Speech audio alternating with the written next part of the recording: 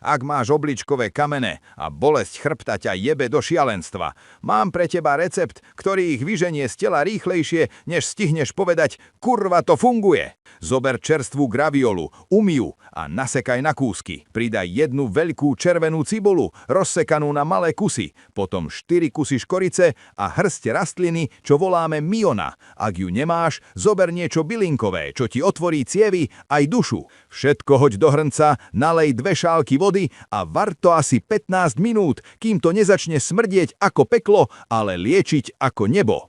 Tento odvar ti rozbije obličkové kamene, vyplaví infekcie a pošle ťa na hajzel častejšie než trojitá káva po opici.